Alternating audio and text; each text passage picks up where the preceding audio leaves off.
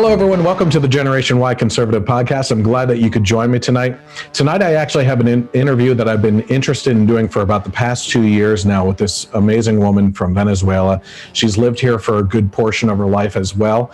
She has family down in Venezuela. And because of the sensitive nature of the things that we're going to be discussing tonight, some of the names, or if not all the names, are going to be withheld. And we're going to be referring to them as her cousin, her father, and stuff like that. There's a lot of things that are going on down there. The media chooses not to cover a lot of the things that are going on down there, or blatantly, overtly glaze over a lot of the things that are going on down there. And I've just been really looking forward to this conversation because one of the topics that we kind of glaze over all the time is socialism. And obviously here on the show, I am very against socialism, and for many reasons. We're going to actually have a really interesting conversation about that later on as well. But I just want to introduce you to Susana. Thank you for joining me tonight. Thank you for having me. All right. So what I want to start off with you is obviously you grew up in Venezuela, and we're going to talk about that. And then when you moved up here, and then we'll jump back to a conversation you and I had about your visit back there back in 2007. So why don't you tell me about your time growing up in Venezuela? I remember the first few years were happy. My mom and my dad were married still. I have 3 siblings, so we were a family of 6. My dad worked, my mom worked. Things were good.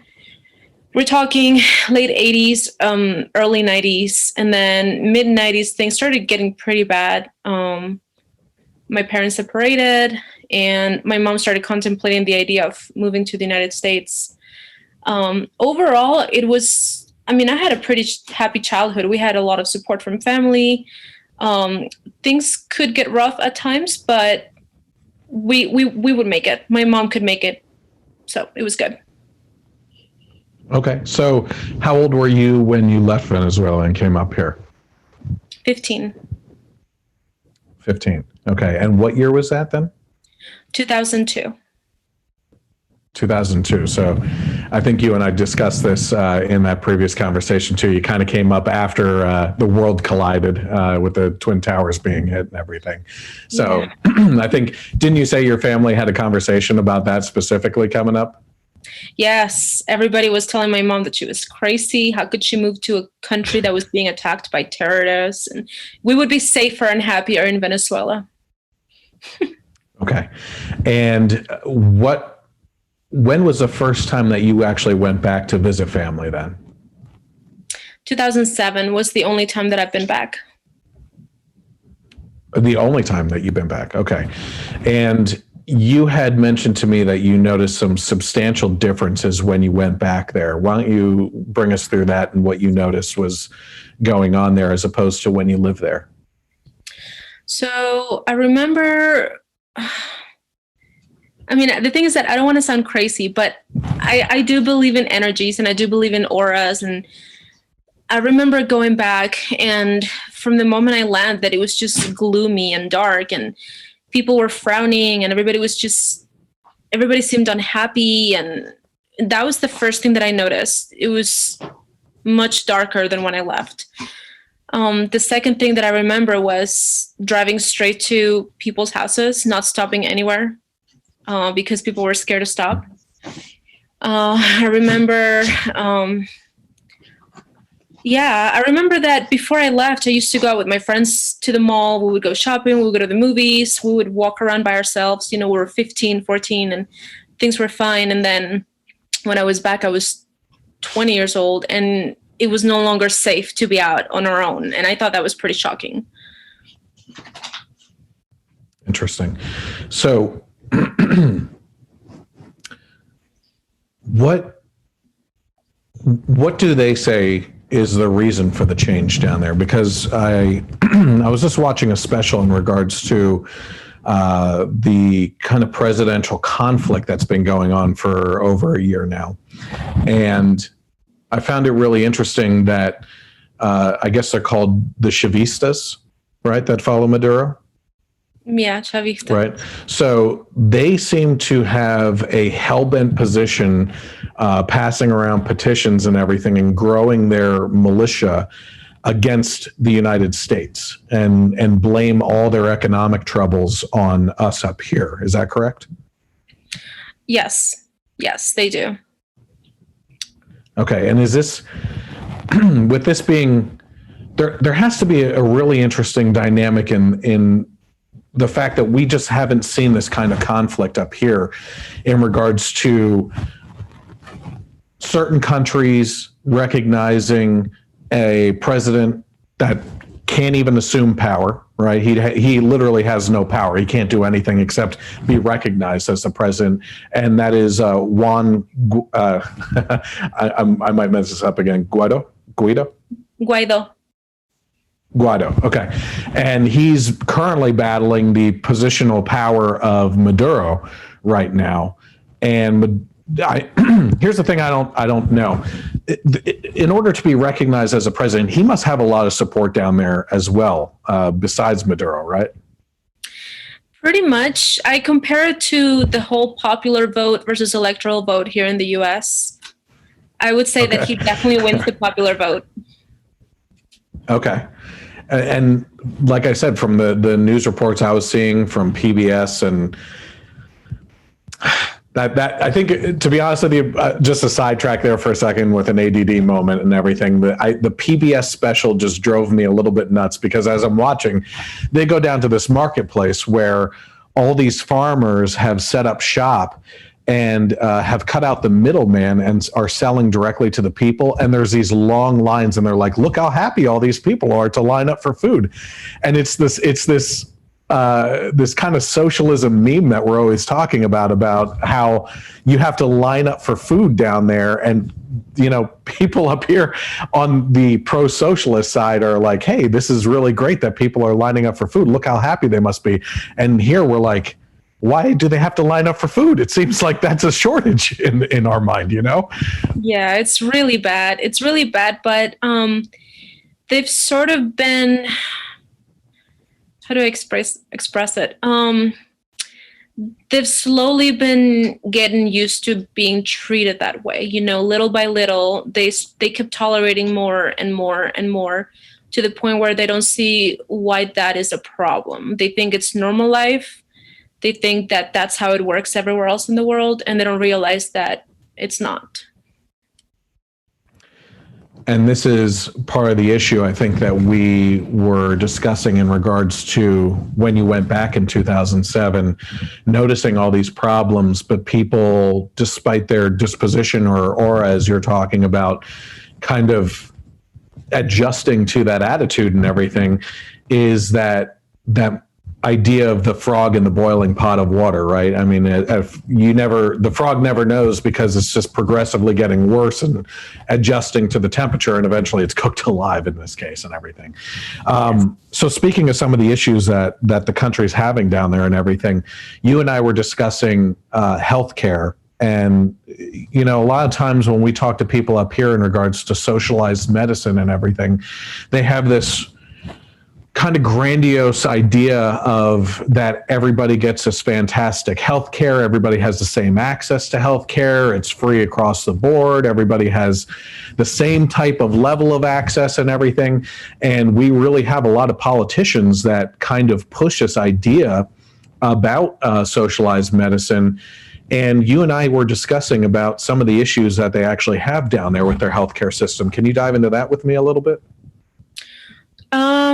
I've come to the conclusion that socialized healthcare in general is not the best idea. Venezuela is a very extreme example because they lack basic necessities. So you go to hospitals and they have no power, and they have limited supplies of food, and they have limited supplies of medicine. And with them being a hospital or a clinic or a surgical center, whichever, the fact that they don't have these basic necessities, it's pretty bad.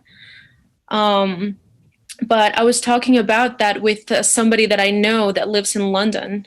And she told me that her husband broke his arm, and he didn't even bother going to emergency care because it's socialized over there. He knew that he was going to have to Are wait we about. talking about in? Sorry, are we talking about in London or Yes. was this down in Venezuela as well? This is in London. No, in Venezuela, London. you don't get anything. In Venezuela, I mean, unless you have thousands of dollars, like American dollars, you probably will not get anything. In London, where it's also socialized, it's a little bit better, but you still have to wait hours to be seen. And then it's just not quality care. It's not. It's free healthcare for all, but it's not quality care. Well, I think that's economically speaking, when you take courses in economics and everything, there's always a supply and demand scale, right? The different lines that go in different directions. And the more you have in supply, in the case of healthcare, the more you're providing for, you're obviously going to have to sacrifice in an area. And typically that comes down to quality then.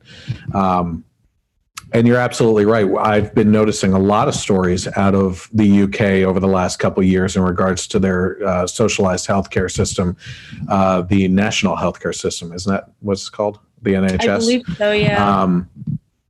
Yeah, I've seen cases of people pulling their own teeth instead of going to the dentist, doing fillings with super glue and stuff like that.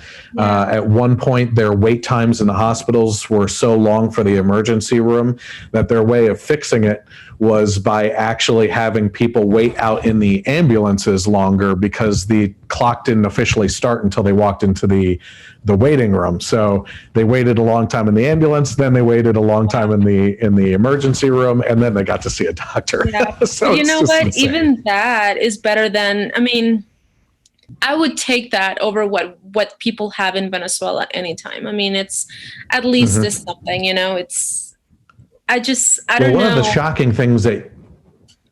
shocking things that you had mentioned to me when we talked the last time was in regards to what you had heard anecdotally from someone that you know about power outages and surgeries down there. Can you kind of talk about that real quick? Yes, I saw a photo of a team of surgeons doing a surgery using the flashlights of their phones because they had no power. Oh my gosh, that's insane. Down there, you know, we're talking, these are kind of all the notes I wrote down in regards to what we were talking about with the hospital situation. You had mentioned tear gas as well, right? Yes. So when my aunt passed away of cancer, and when she was in the hospital, and you know, it was towards the end of her life, she had two doctors looking after her, and there were protests outside the hospital, and you know, police would come and tear gas everyone, regardless of who they were, even if they were working for the hospital. And I believe was it my mom who was there? I had a relative who was at the hospital, and they recall seeing the doctors rushing in with the white powder in their face and their eyes poofy and red and coughing their lungs out, but ready to take care of my aunt who was on her deathbed in those conditions. That's insane.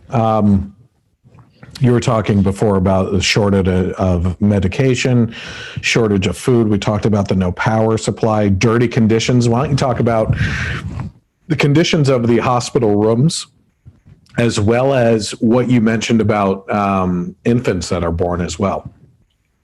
Yeah, there's no medical equipment, especially, well, if you go to private clinics in the big cities, you will likely not encounter this. But if you go to public hospitals in smaller cities, rural areas, then you'll see that they don't have equipment. They don't have beds. They don't have cribs for the newborns. They put them in cardboard boxes. They just lie on the floor. People lie on the floor. You know, they're hooked to an IV machine and they're just lying on a blanket on the floor. Have you talked to your cousin in regards to what's happening with the whole coronavirus and how they're handling that down there? Yes. So, well, not to her directly, but we have a family chat, and the discussion has been thrown there. So thankfully, nobody in my family has had it, but it's because they were very, I mean, the kind of lockdown that we have here in the US was nothing compared to what they had. I mean, they could not leave their house for any reason whatsoever. Okay, so they really locked it down. They did. And then if you if you tested positive, you got arrested. Oh my God. Yeah, they threw you in jail because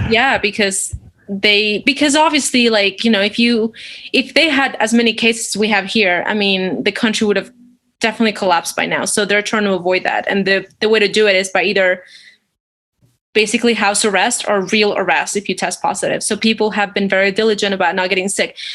Citizens, they don't want to get sick because they know the quality of care is going to be very poor. And then the government doesn't want you to get sick because they know they can't handle it. And because they have to end up paying for it too, as well. Exactly. Exactly. And so what you're really saying there is the fact that by arresting them, the government actually sees it almost in line with what we're seeing with the media up here, which is that it's caused by reckless behavior of not listening and falling in line and following orders, right? Mm-hmm. I'm pretty sure that there was a very severe travel ban where, I mean, traveling to and from Venezuela is basically impossible as it is. But with the coronavirus, it got even worse. I mean, they shut down the airports and they were not letting anybody in or out. And if they caught you trying to come into the country or leave the country, they would just throw you who knows where, and they would leave you there for, I don't think they did like a basic 14-day quarantine. They did longer than that. And we're going to throw you in some room with 4 walls and good luck to you. And yeah, it's pretty scary. It's pretty scary. They were basically treating people with COVID like criminals. Why don't we go into your family situation down there? And as I said, you don't have to mention names. You could just say the types of family members that they are, who's currently down there, who moved up here with you, and some of the things you do talk on a fairly regular basis with some of these people. Some of the things that they kind of get out to you as far as some of the current conditions that are going on down there. Yes, my dad still lives there. 4 out of his 5 siblings live there. And I have one cousin that lives there, and she's 23. So she's the one that keeps me updated on current events as much as she can. And you had mentioned to me that you've been talking to her and kind of geared her up with the fact that you were going to be doing this interview. Is there anything going on right now that you can talk about without giving her away, or any of the situations at all?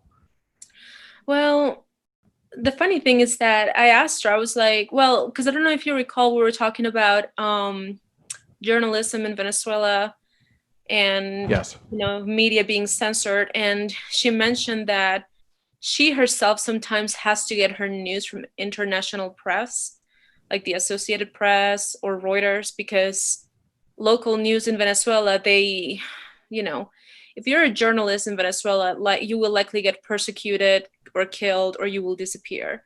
They don't do that to international entities because obviously if Spain sends a team of journalists to Venezuela and they disappear, well, obviously that's going to put the eye of the world in Venezuela. So they don't touch international press.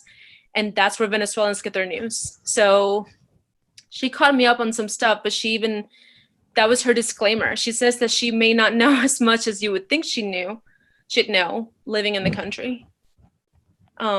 She mentioned the one thing that she told me actually 1 week ago. She sent me a picture of the value of the dollar, perhaps. It's I don't know how to translate it correctly, but basically what I took out of that is that the minimum wage in Venezuela as of last Monday was about $1.60 monthly. That's a living wage. Oh my gosh. Yeah. And they have hyperinflation right now, right? They do, and that's what she was telling me. She said that it's a weird market because she herself doesn't understand it. And mind you, she's incredibly smart, and she studied economics, and she doesn't get it. She says that you're allowed to pay in dollars You're allowed to sell products in dollars, but nobody actually regulates the dollar. So you have the black market price, then you have the central bank price, and then you have, you walk into a store and whatever they feel like charging you, that's what they're going to charge you. There's nobody actually making sure that everybody, that there's a fair trade of the dollar. And she says that maybe in the last year or two, that's when people started accepting dollars, because you could open international bank accounts with using dollars, and you could get money imported or transferred from other countries into Venezuela. And that's how people actually can make a living. Because if they were to rely on the national coin, I mean $1.60, that's bad. Yeah, absolutely.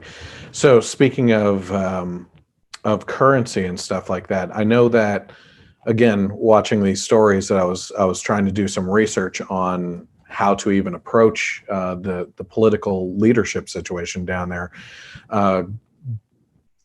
The officially recognized president has been trying to accept foreign aid at the borders for Venezuelan people, but the Maduro just basically, like, there's like a couple situations, right? They either take it for themselves or they just burn it in front of everyone. Yeah, that's exactly right. They don't want to help the Venezuelan citizens, and I don't understand why they are that way. But yes, you're absolutely right. They either take it for themselves, they take it so that either they can use it or they could sell it at hyperinflated prices, or they will just make it disappear, knowing that people are waiting for that aid. What is it? Is it Stockholm syndrome when the person that's kidnapped falls in love with their kidnapper? I think it may be something along the lines of that, where you treat the people bad enough that they have to rely on you. Eventually, they think everything's supposed to be that way, maybe, So I was asking another cousin whom I don't talk to as much. She ended up moving to Argentina a few years ago, and she's actually scared to death because in Argentina is actually following the path of Venezuela. I mean, they're making some of the same decisions, and so she's freaked out because she's like, I left Venezuela and now I'm in a country that might end up like Venezuela. So she's scared. But she was telling me, because I asked her the same thing. I was like, why aren't there riots? I mean, look at the US. George Floyd got killed and people were out and protesting and rioting and making change. So I asked her, how come Venezuelans don't do that? And her answer was that, she said, because we don't have to riot against the government. Basically, it's the military. They are working with street criminals, just your regular, guy who just walks up to you in an alley and shoots you for a watch. And she said they basically work together. They have this weird relationship where they protect each other. So if the common Venezuelan citizen were to protest or try to fight the military, then all this regular gangsters would just basically turn against the people. So they're fighting, they're not really fighting the government, they're fighting the military, and then just criminals, street criminals. They're all in it together. So one of the questions I had asked you, obviously your parents separated and everything, but I had asked you why, now seeing or hearing from you, why your family members wouldn't want to try to come here, like your father and everything. And you had said that his economic situation basically getting worse along the lines of how the country's going basically traps him there. Is that right? Yes. My dad is approaching 70 years old. I don't think anybody looks forward to starting from scratch at that age. I mean, he should be in a place where he's looking to retire. He should be looking to just not work anymore here soon, but he can't. He doesn't have any savings. He doesn't have, he doesn't own anything. He doesn't have anything, no assets, basically. And moving to the US would mean that he would either have to rely on my siblings and I to support him, or he would have to make do. And it's not easy to start over in the US. I mean, I saw my mom do it, but that was almost 20 years ago. So while we're on that topic, why don't we dive into kind of your position on a lot of things, and maybe we can touch back on some of the stuff going on in Venezuela again. But I think it's always an interesting conversation to have with people that have lived in those situations and came here, and then as an American citizen, how you look at the process and everything. So before we get into that, I just want to say to the people listening on the radio and everything that I appreciate you tuning in. We're going to continue this conversation online. If you're interested, you can find me. Just search for the Generation Y Conservative on YouTube, and you can follow me on Facebook, Twitter at Gen Y Conservative without the E on the end, and just search for me on those things and continue along with the conversation, and we'll finish this up over there then. So, Susana, we're talking just about the immigration process and everything. And what I always find really interesting is when I talk to people that have come through the process legally, that were able to grow up in certain situations. It's always interesting getting that perspective from people, rather in contrast with the perspective of a lot of people that were born here that advocate basically for open borders and everything. So can you kind of give us an idea of how you view our immigration kind of system and the highlights of it or the faults of it that you see as well? Well, of course it's expensive. Of course it takes a long time to get residency or citizenship. And yes, most people would think that's unfair and it's annoying that you have to pay so much money, that you have to wait so long. But I mean, I think that it is, if it's something that you really want and if you want to do it right, then it's totally worth it. My brother, my sisters, my mom, and I are all US citizens because, I mean, we did it. We got lawyers, we found ways, and we did it the right way. We didn't just marry somebody. We didn't steal somebody's social security. We don't live here illegally. I think that if we can do it, most people can do it. It's just they don't want to wait and they don't want to pay. And it bothers me because I remember that probably within 2 months of me getting my citizenship, I was getting marriage proposals from people that had no papers. And they were like, can you help me out? And I got so offended. And mind you, I don't get offended easily, but that offended me. Okay. I was like, my mom waited and paid a lot of money and a long time, and now you just want the easy way out. I don't agree with that. However, I will say that it does break my heart what's going on right now with ICE and the way that they're separating families and keeping them in cages. And I heard a crazy story how people are put in like a sort of a walk-in fridge for several days as punishment for crossing the border illegally. And I had no idea that happened. Yeah, I haven't heard any of that kind of stories at all. I don't know how.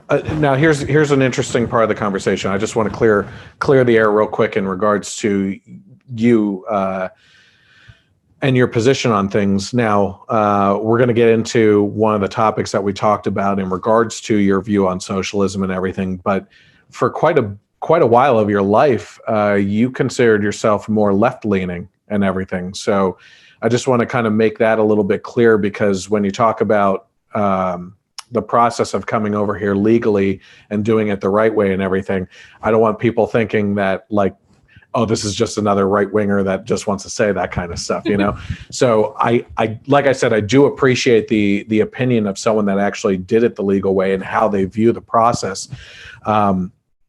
Before I kind of dive into dissecting what you just said there, the one thing that I believe as a conservative is that we should have a great immigration process. And I'm not going to disagree with anyone that this country is a nation of immigrants that have all these different backgrounds. And to be quite honest with you, there's a lot of people with a much harder drive for life and success that come into America because they see the opportunities in America than people that are even born here.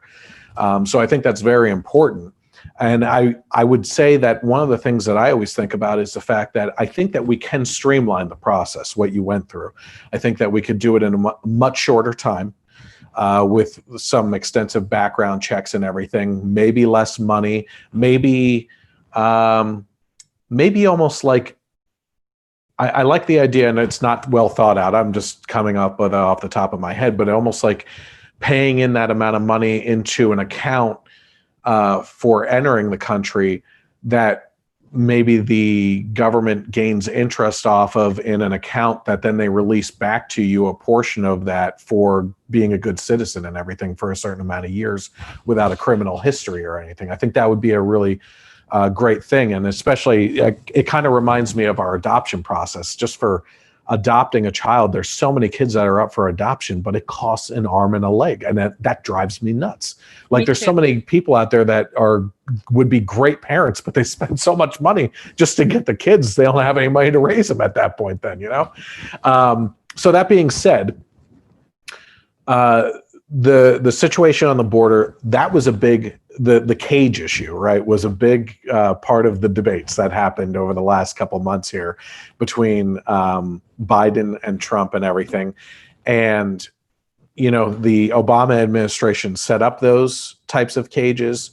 The Trump administration continue to use them, whether right or wrong. The one thing that I will tell you is that I don't know if you've actually looked at the statistics of this, but that a large portion of the children that they keep on mentioning that were separated from their quote unquote families were actually separated from people that weren't their families and were brought over here by not literal coyotes like the left was getting wrong on Twitter over the last couple of weeks, but by people that are human traffickers and try to get them over here.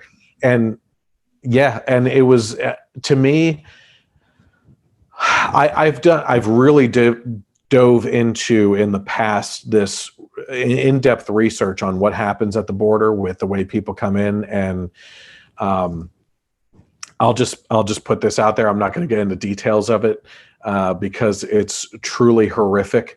But if you look up rape trees and what those are and what happens with families as they're brought across the border and everything, it's horrendous. And I think that we may, in a way, unfortunately, encourage that kind of path because of how extensive our immigration program is and how hard it is to get in. And like I said, I do believe that there's probably an opportunity to streamline that to get people in easier so that they don't have to rely on these foul characters to get into the country and then be sold into a modern day slavery situation, which is even more horrendous. I mean, that whole situation, there's more slaves today than the entire history of the slave trade in the past, which just, it boggles your mind. And we just keep on seeing all these children that are being rescued over the last couple years, the last 2 years, with these operations of saving like 30, 40 children from households and everything. And it's just, it boggles your mind.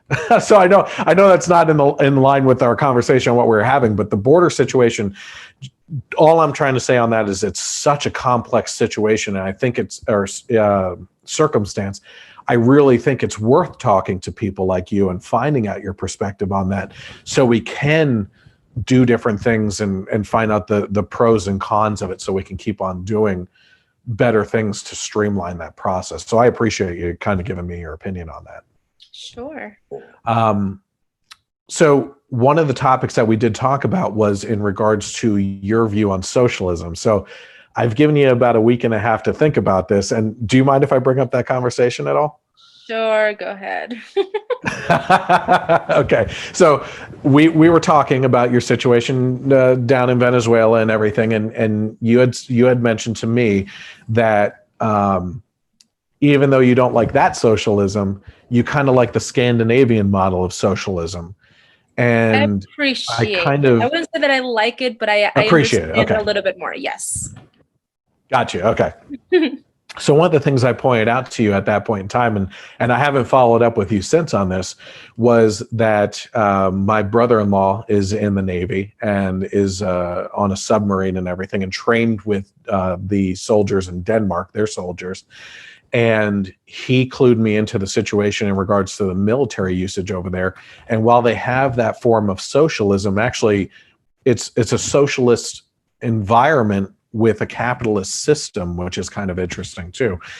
Even though they have that one thing he pointed out that people rarely get to hear in regards to the argument is the fact that their military is basically subsidized by the United States and the UK and maybe some other countries as well. And that if they had to rely on their own economy to pay for their military and spread that money out even further, they probably would collapse under that system at that point in time.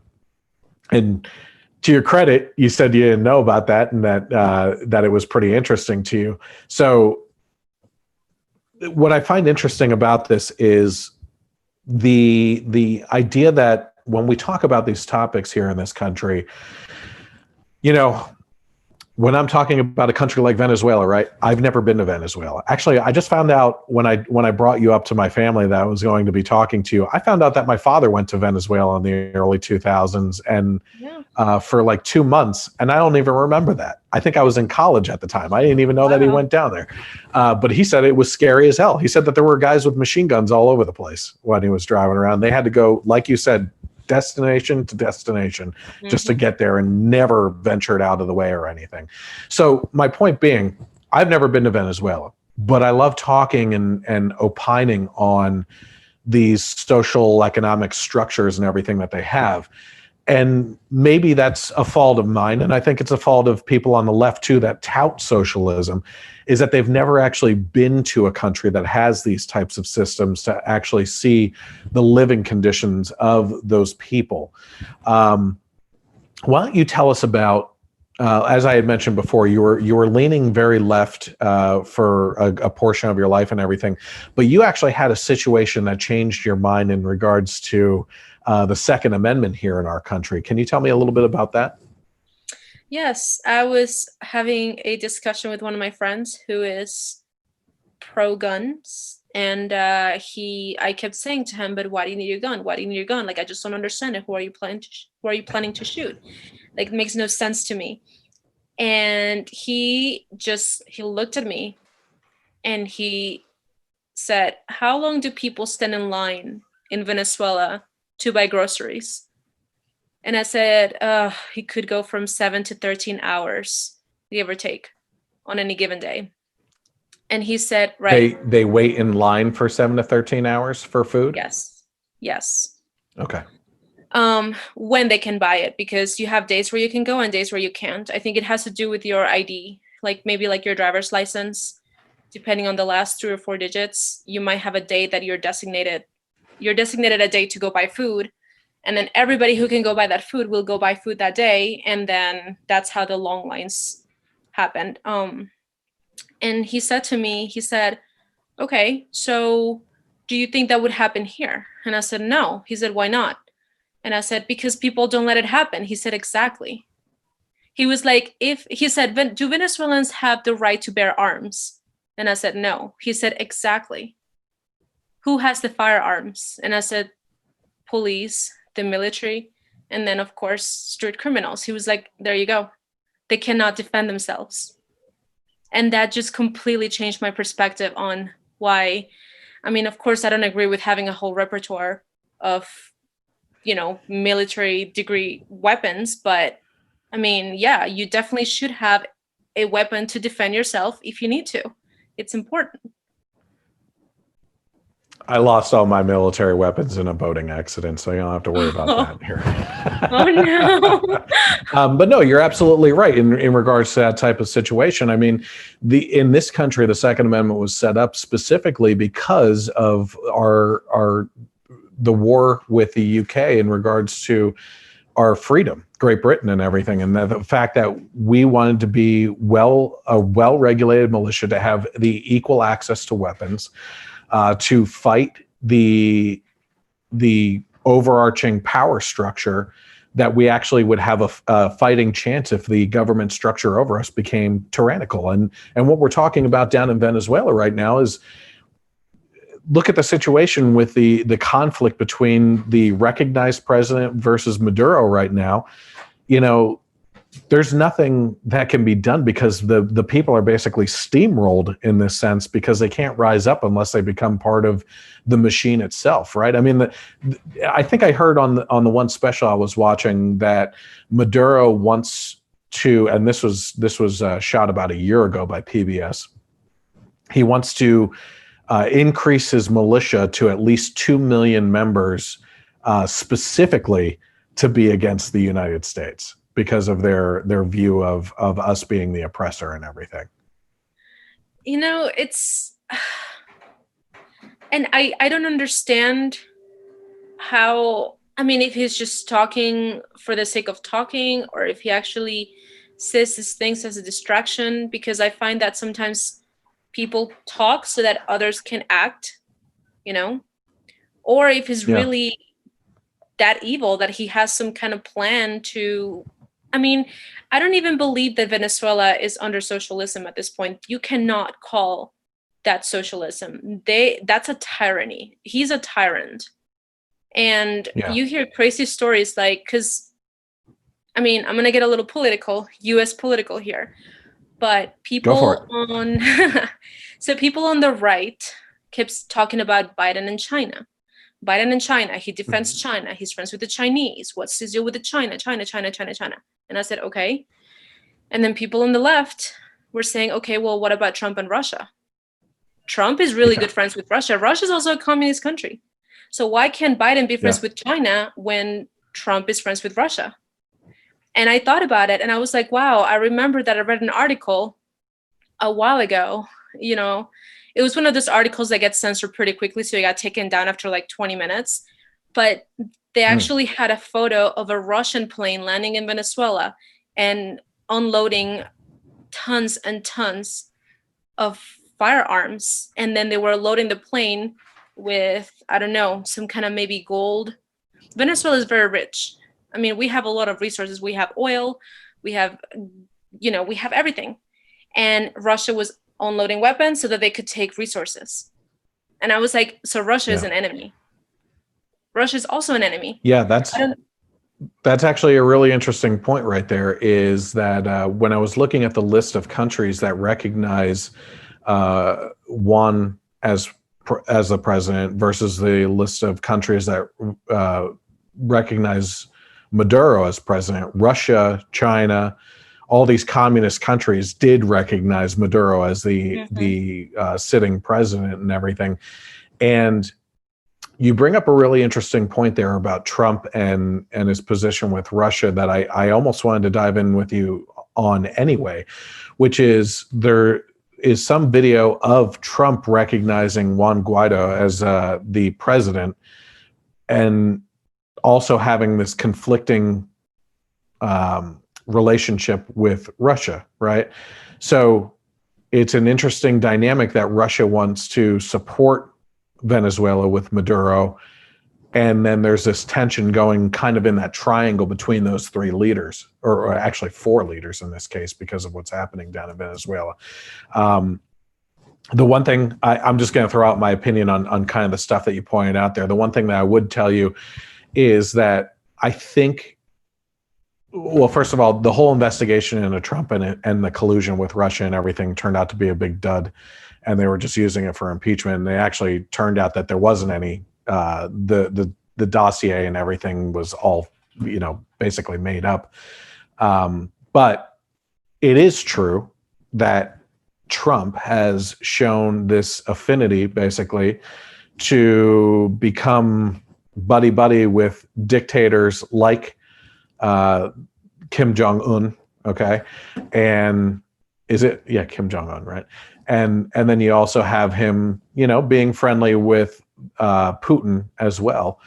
And I don't ever see a monetary value going back and forth on those, but I do believe that the can has been kicked down the road a few too many times by other presidents in the past. When trying to negotiate with these countries and keep them in line. And I think Trump kind of stepped up for that. But the whole thing between Joe Biden and China was the fact that he was basically sending his son in there to work for a company that he had no experience with and was making millions of dollars through his son. And that is a backdoor political, I don't even know, I want to say pyramid scheme, but it's not a pyramid scheme. It's shenanigans, to say the least. You know what I mean? And, you know, the interesting thing about Trump, too, is that he surrounds himself by, he doesn't want to be surrounded by lobbyists, but everybody that gets into his cabinets and administration become lobbyists.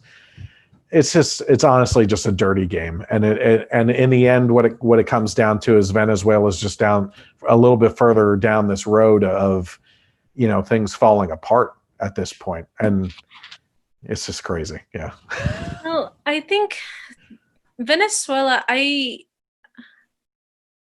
mean, we couldn't, my cousin, she couldn't even explain the economy of Venezuela. And something that she said that really struck a chord, especially because how last week went down here in the US. You know, you have pro-Trump, pro-Biden, and then you have this like crazy fanatics, basically, you know, just they refuse to listen to the other side, and they're like, you know, they're only listening to Biden or they're only listening to Trump. They're completely close-minded to what the other side has to say. And that's a pattern that I saw happening in Venezuela right when Chavez won. It was like they were fanatics of Chavez. It was populism. He was a popular talker. You know, he talked like he was everybody's best friend, and he won them over like if they were his best friend, but they weren't. He was using them. And that's something that really scared me watching how things unfolded last week, you know, on social media and everything, the way that people talked. I was like, my cousin said it best. She was like, a country runs by its economy, and nobody is looking at the economy. Everybody's looking at the candidate. Is he popular? Is he not popular? Yes. They're looking at the person. They're not looking at the party. They're not looking at what's happening. You know, they're not looking at their tax returns. They're not looking at, you know, funding for public schools. They're not looking at healthcare, or maybe they are, but nobody's doing anything about it. You know, I saw a lot of like, well, when Obama was president, nothing changed. And I was like, right. And then you could argue that in 4 years that Trump was president, nothing changed. I went to the doctor 3 months ago and I had to pay $2,000 out of pocket for one visit. You know? And I'm like, I mean, why is that? Do you have health care? No, I don't have health insurance. What happened there? So the company that I work for is very small. It's a startup company. So we have less than 50 employees. So they're not, okay. By law, they don't have to give us healthcare yet. They're not supposed to. So if you want to get healthcare, you have to pay out of pocket. But I can't afford healthcare. The premiums are like $500 a month. So I'm going to give you a little insider tip here. Okay. Okay. If you don't have health insurance, now there's a couple different things that you can look into, like health share programs. We belong to a Christian one, which requires you to prove that you go to church and everything. But it's a sharing cost program, which is actually, we end up paying less as a family than we would if we were under Obamacare by a lot. And there's other opportunities out there. I think Liberty Health Share might be one of them. But the interesting thing is when you're actually negotiating with doctors and everything, you had mentioned that you had a $2,000 bill. If you tell them that you don't have health insurance and that you're paying cash and ask them if they can provide a discount to you, they almost immediately, without batting an eye, will knock a huge percentage off for you. It's just crazy. $2,000 because they're used to the inflated. Oh, really? Yeah. Okay. Okay. So you did ask. All right. Yeah, I did ask. But yeah, it's a really unfortunate thing. I mean, I don't think that any one person is going to just make the country better overnight. Nobody's just going to say suddenly, oh, here you go, quality healthcare that doesn't cost you an arm and a leg. That's just not going to happen. I mean, we were just talking about it, 5-10 minutes ago, how, a candidate can be friends with one guy and then support a different guy somewhere else. I mean, I think in the end of the day, it's every man for his own. Like, you shouldn't rely on any one person to make your life easier. It's just not going to happen. It's not. Yeah, I hear you. One of the topics I wanted to touch on was one of the things that you mentioned earlier was in regards to journalism down there and how you basically have to really keep in line and toe the line for the government structure. But you had also mentioned to me before that one of the reasons why we're keeping names off of this interview and keeping it to just the type of family member that you have is that you run into the same problem if you're disseminating information out of the country and it gets out there, that it's extremely dangerous for the citizens just to get that information out as well, correct? That is true. I had a friend, we were having a conversation through WhatsApp. She lives in Venezuela still. She's been my friend since we were 9 years old. And I was worried about her because her city was getting bombed.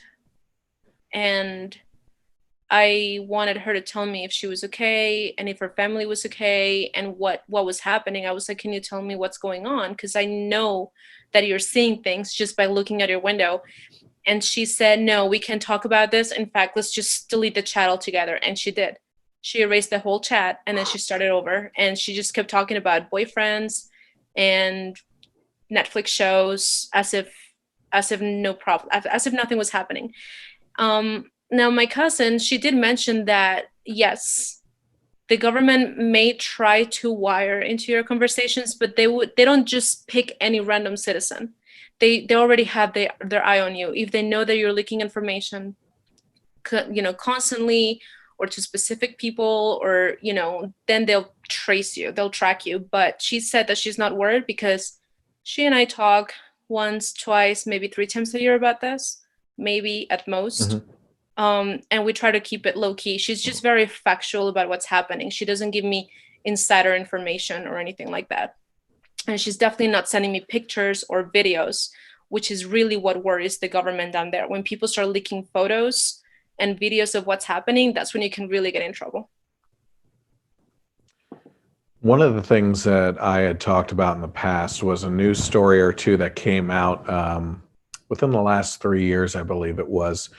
And I brought this up with you as well. I forget what your answer was on it, but it seemed like the food shortage situation had gotten so desperate down there at one point in time that there were actually news stories of, well, actually, there's a couple things I saw. Number one, I actually saw a documentary on the healthcare system down there that actually showed people rushing up to garbage trucks and pulling out of the trash extra food in order to eat from there. And then the other story was in regards to it getting so desperate that people went into the zoos and killed the animals just to be able to eat as well. Did you hear anything about those?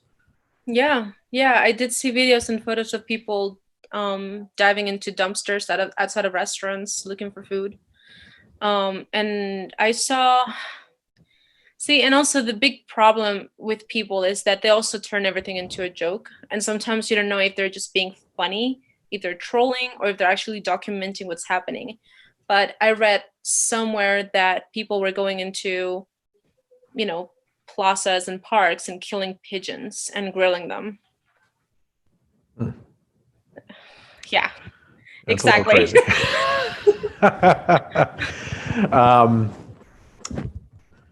Yeah, that reminds me of a funny story up here, but I think I'll save that for another time for you, I guess. No, it is pretty crazy. My mom, she was telling me that she met a woman. She was an elderly woman, probably like, I don't know, like past 60 for sure. And she had just gotten here from Venezuela. And she said that within the past 3 years, she was arrested 3 times because she, on her designated date to buy food, she would get there early, say 5 o'clock in the morning, and the store opens at 8. So she would try to get there at 5, so she would get a head start. But then the police would come and try to dissipate the line because they don't want people waiting in line, because they don't want people recording, because they don't want people taking photos. And so they would start shooting at people so that people would leave. And if you didn't leave, they would arrest you. So this woman got arrested 3 times, but they didn't take her to jail. They took her to the airport and they made her sweep the runway for Oh my like gosh. 8 hours. She said from 9 a.m. until 5 p.m., it was just me and the broom in the airport runway, just sweeping, sweeping, sweeping. No bathroom breaks, no water, no food. And you hear that story and you're like, that's unbelievable. I'm pretty sure she's making that up. Why would they make her sweep an airplane runway? But then again, I don't put it past them. Yeah. That's insane. Which kind of boggles my mind when you were talking earlier that people will wait in those food lines for up to 13 hours and everything. I mean, how else can you I guess I'm wondering, how can these militia guys go in there and break that up when you have to wait so long anyway just for the food? Why would they be doing that and shooting at people? I mean, do they actually shoot at people like to hit them or just to scare them? I think both. I mean, Jeez. I don't know I don't know what kind of bullets they're shooting. Sometimes they use, I think, the little pellets, but those can still kill people Mm. if you shoot them from close enough. And I Oh know yeah. they've used those at protests. And a few years ago, probably about 6 years ago, during the protest, they were shooting like crazy, and they killed a healthy number of college kids just with those little pellet guns. And I don't know if they're still using those. I know that people don't fight because they don't want to get killed, because they will kill you. They will kill you. They don't care.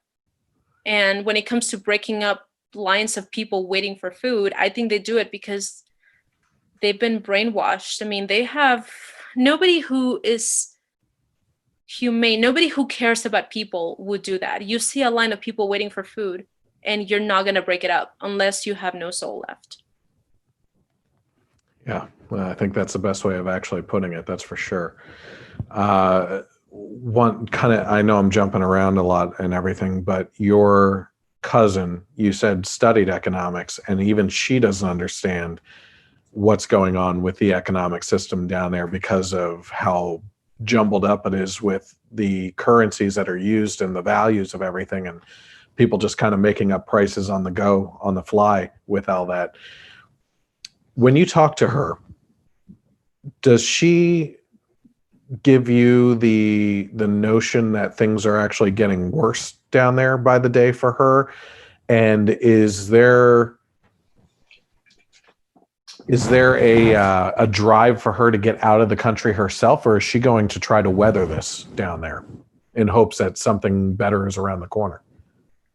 So you asked me that question earlier. You said, how come your family that's there still there? And my family actually loves the country. I love the country. I love the country. I want to go back with all my heart, but I miss my Venezuela, the one that I knew, not the one that exists now. And that's what makes it so hard. I'm scared to go back because I'm a US citizen now, and I travel with US passports, and I don't even have a Venezuelan passport. I mean, the one that I had expired like years ago, like 8 years ago at least. And I don't know what they Mhm. would do to me as a Venezuelan turning into a US citizen. So I don't even want to try. I don't even want to try to go there. But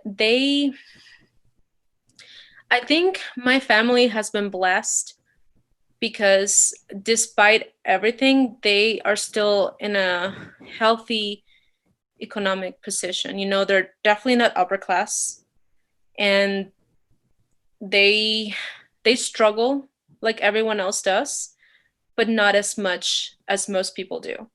So my cousin, she had the opportunity to go to college, a really good school, by the way, and she graduated, I think like summa cum laude, magna cum laude, something like that. I mean, she's really smart, and she is now teaching. She's teaching a course at the university in Venezuela, and she also has a job as a photographer, and she makes do. She makes do. I mean, I know that she could be a lot better, and I know that she would probably be a lot better if she left. But bottom line is that her parents are there, and she says, you know, it's not horrible, so why leave? she'd rather stay and wait for things to get better. And she keeps talking to me. And every time she does, she says, I'm hopeful. That's what they are. They're hopeful that things will in fact get better at some point. They've been waiting 20 years. And I said, you're probably going to be waiting another 20 years. And she was like, that's fine. But this is my country. Yeah. With such a power struggle between the two structures down there, I will continue to pray that the people like your family have an opportunity in the future to help turn things around and bring it back to what it once was in its glory heyday of being an energy resource for the world. And I mean, it was a powerful nation at that point in time. And so, yeah, it's an interesting situation. I really appreciate the opportunity for you to come on and talk about all this. I would welcome you back anytime if you start receiving updates that you want to share, even if it's not in a long style interview format. We could even kind of do short form videos if you ever have some interesting updates that you want to share to let us in on situations that are happening down there. I'd be happy to show them on my social media. But I just want to thank you for the opportunity to talk to you, and I will be continuing to pray for your family and the people down there. And yeah, hopefully things can turn around. Okay. Thank you. We can use all the prayers that we can get. I appreciate it. Thank you. Thank you for having me. Yeah, thank you. Thank you.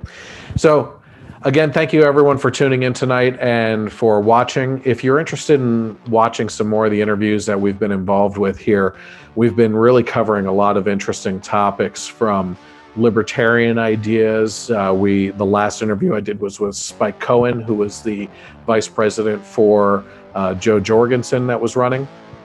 And we have just really interesting topics that we talk about in regards to big political or countrywide situations, even worldwide situations that we can apply people's stories to. So not only do I want you to follow along on social media, the Generation Y Conservative on Facebook and YouTube, and also on Twitter, at Gen Y Conservative without the E on the end. But also, if you're watching and you enjoy these, give me a topic that you would be interested in hearing about, and maybe some suggestions on people that I could talk to in regards to being closely related with that topic as well. And I'd be happy to try and reach out and get some more really good interviews that deal with people's personal stories that apply to those situations. Again, I appreciate you tuning in. Have a great night, and God bless America.